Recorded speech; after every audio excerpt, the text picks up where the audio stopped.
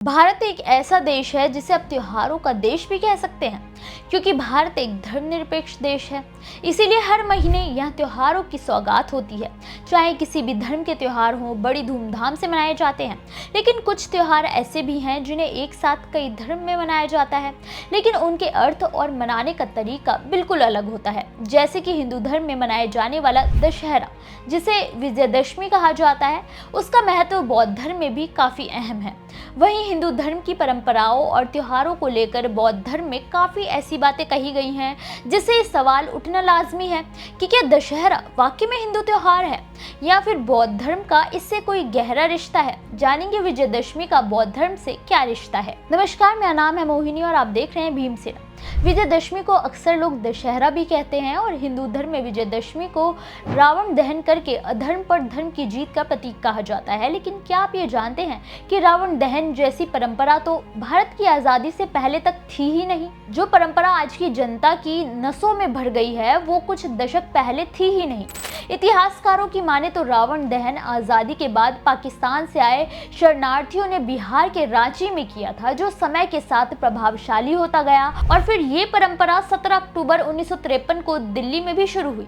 तब से ये आज भी जारी है। लेकिन क्या आप ये जानते हैं कि विजयदशमी को अशोक दशमी के रूप में 3री शताब्दी से ही बौद्ध धर्म में उत्सव के रूप में मनाया जाता है। यानी कि विजयदशमी को सही मायने में उत्सव मानकर मनाने की परंपरा बौद्ध धर्म में ही शुरू हुई थी। इतिहासकारों की माने तो सम्राट अशोक ने कलिंग युद्ध के बाद हिंसा छोड़कर सत्य और अहिंसा के मार्ग पर चलने का फैसला किया, जिसके लिए बचपन से उन्हें प्रेरित करने वाले धर्म बौद्ध धर्म को चुना गया।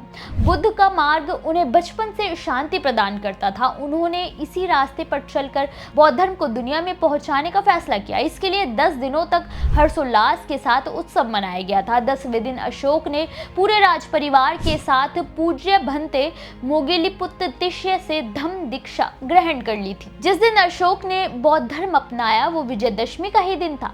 इसीलिए बौद्ध अनुयायी इस दिन को अशोक विजयदशमी के रूप में मनाते हैं। अशोक बौद्ध धर्म के प्रमुख अनुयायियों में गिने जाते हैं, जिन्होंने बौद्ध धर्म को न केवल भारत के कोने कोने में पहुंचाया था, बल्कि भारत के बाहर भी अशोक ने ही बौद्ध धर्म का प्रचार प्रसार किया था। वहीं आधुनिक समय में भी बाबा साहेब भीमराव अंबेडकर द्वारा बौद्ध धर्म अपनाने और नव्यान परंपरा की शुरुआत करने का दिन भी विजयदशमी का ही दिन था।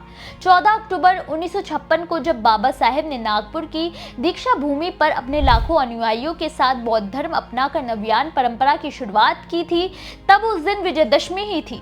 इसीलिए नव्यान परंपरा को मनाने वाले बौद्ध अनुयायियों के लिए विजयदशमी बेहद खास है। मगर बौद्ध धर्म के कमजोर होने के कारण बौद्ध परंपराओं को नजरअंदाज कर दिया गया और उसे सनातन धर्म से जोड़कर लोगों को बरगलाया गया। यानी कि विजयदशमी को हिंदुओं का पारंपरिक त्योहार कहने के बजाय बौद्ध पर्व कहा जाना चाहिए। आपकी क्या राय है? क्या जानबूझकर बौद्ध को कमजोर करने और उनकी परंपराओं को खत्म करने के लिए इसे हिंदू त्योहारों में बहुत अधिक मान्यता दी गई, ताकि लोग बौद्ध धर्म से जुड़ी इसकी जड़ों को ही भूल जाएं? उनकी परंपराओं को खत्म करने के लिए इसे हिंदू त्योहारों में बहुत अधिक मान्यता दी गई, ताकि वो लोग बौद्ध धर्म से जुड़ी इसकी जड़ों को ही भूल जाएं।